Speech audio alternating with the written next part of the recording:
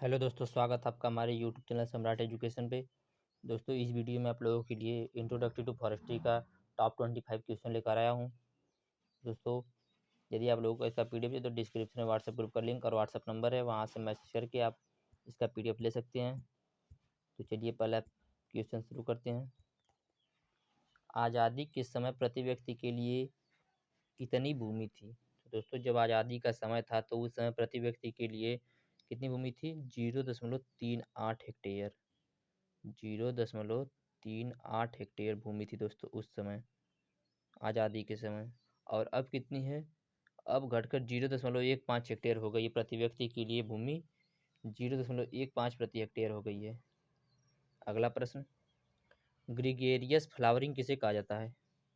तो gregarious flowering किसे कहा जाता है? बांस में फूल आने को ग्रीगेरियस फ्लावरिंग कहा जाता है। दोस्तों, जब बांस में फूल आता है तो उसे ग्रीगेरियस फ्लावरिंग कहते हैं। अगला प्रश्न देखते हैं, लाख की खेती के लिए उपयोगी पौधा कौन सा है? तो बेर, पलाश और कुसुम।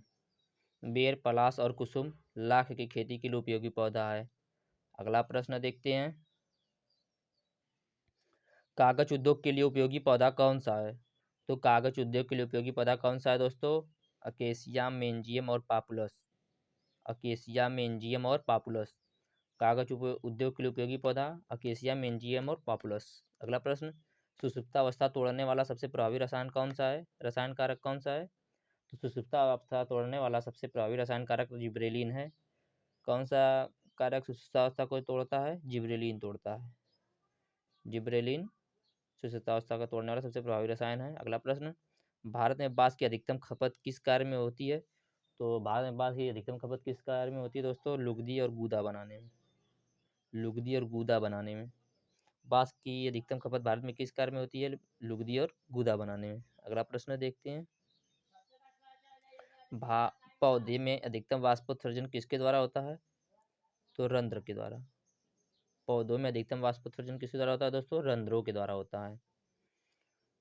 अगला प्रश्न, मृदा में कुल जल की उपलब्धता को क्या कहते हैं? होलार्ड कहते हैं। मृदा में कुल जल की उपलब्धता को होलार्ड कहते हैं। अगला प्रश्न, लकड़ी का प्रतिरोधक उपचार क्यों किया जाता है? तो लकड़ी का प्रतिरोधक उपचार क्यों किया जाता है? लकड़ी के प्रतिरक्षण के लिए किया जाता है। लकड़ी का प्रतिरोधक उपचार। लकड़ी के प्रतिरोधक उपचार क्यों किया जाता है? लकड़ी के प्रतिरक्षण के लिए। अगला प्रश्न, विश्व में सबसे बड़ा कृषि उत्पाद निर्यातक राज्य कौन सा है?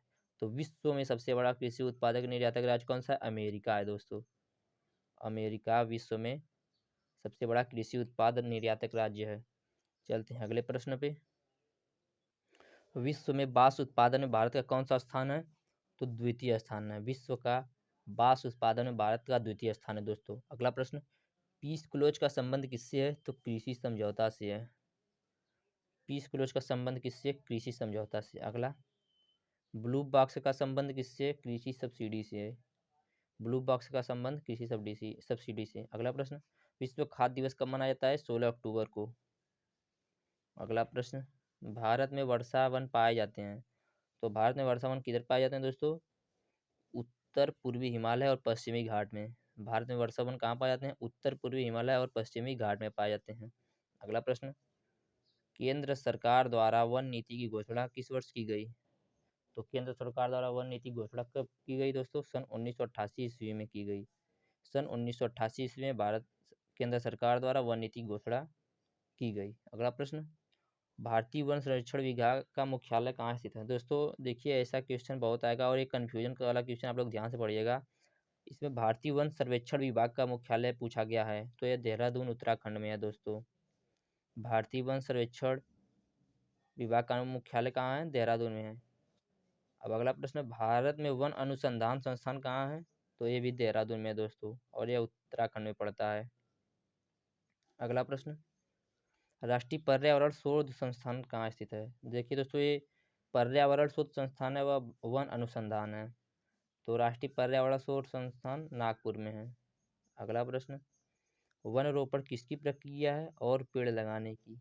वन रोपण और पेड़ लगाने की प्रक्रिया है। अगला प्रश्न, पश्चिमी हिमालय संसाधन प्रदेश के प्रमुख संसाधन है वन। पश्चिमी हिमालय संसाधन में प्रदेश के प्रमुख संसाधन क्या है? वन है दोस्तों। पश्चिमी हिमालय में वन सबसे अधिक पाए जाते हैं। अत्यधिक। चलते हैं अगले प्रश्न पे। दोस्तों ये 4 प्रश्न बहुत इंपॉर्टेंट होने वाले हैं। किस राज्य के कुल भौगोलिक क्षेत्रफल के सबसे कम भाग पर वनों का विस्तार पाया जाता है? तो किस राज्य के कुल भौगोलिक क्षेत्रफल के सबसे कम भाग पर वनों का विस्तार पाया जाता है? पंजाब के, सबसे कम दोस्तों पंजाब में, और सबसे ज़्यादा मिजोरम में।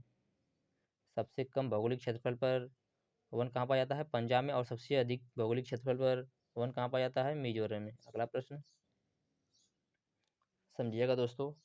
भारत में सबसे ज़्यादा जंगल किस राज्य में है? दोस्तों सबसे ज़्यादा जंगल पूछा है तो मध्य प्रदेश नंबर 1 पे है दोस्तों। भारत में सबसे ज़्यादा जंगल सबसे ज़्यादा मध्य प्रदेश में पाया जाता है। दूसरे नंबर पे अरुणाचल प्रदेश, तीसरे नंबर पे छत्तीसगढ़, और चौथे नंबर पे महाराष्ट्र, पाँचवें नंबर पे उड़ीसा है दोस्तों। भारत में सबसे ज़्यादा जंगल किस राज्य में है? पहले मध्य प्रदेश, दूसरा अरुणाचल, दूसरा छत्तीसगढ़, चौथा महाराष्ट्र, पाँचवा उड़ीसा। दोस्तों इसका ट्रिक है यम एस यमो, यम एस यमो। तो दोस्तों यम से हो गया मध्य प्रदेश, ए से हो गया अरुणाचल प्रदेश, सी से हो गया छत्तीसगढ़, यम से हो गया महाराष्ट्र, ओ से हो गया उड़ीसा। दोस्तों याद कर लीजिएगा, इसमें से एक क्वेश्चन जरूर आएगा। अगला प्रश्न, भारत में सबसे ज़्यादा क्षेत्रफल और जंगल किस राज्य में पाया जाता है? दोस्तों देखिए ज़्यादा क्षेत्र पर जंगल है और यह सबसे ज़्यादा जंगल है। तो दोस्तों ये एरिया वाइज है, वो एरिया वाइज नहीं था। तो भारत में सबसे ज़्यादा क्षेत्र पर जंगल किस राज्य में पाया जाता है? मिजोरम पहले पे, दूसरे पे लक्षद्वीप, तीसरे पे अंडमान, उसके बाद दोस्तों सभी हैं। तो इसका MLA मिजोरम, लक्षद्वीप, अंडमान। अब 25वां प्रश्न, भारत में अति सघन वनों का सर्वाधिक क्षेत्रफल वाला राज्य कौन सा है? भारत में अति सघन वनों का सर्वाधिक क्षेत्रफल वाला राज्य अरुणाचल प्रदेश है दोस्तों। दोस्तों ये थे आपके कुल 25 मोस्ट इम्पॉर्टेंट क्वेश्चन जिसको मैंने करा दिया है। तो इस चैनल पर BSc एग्रीकल्चर के प्रथम सेमेस्टर की सभी विषय की तैयारी कराई जाती है। तो आप लोग चैनल को सब्सक्राइब कीजिए, वीडियो को लाइक कीजिए, शेयर कीजिए। जय हिंद।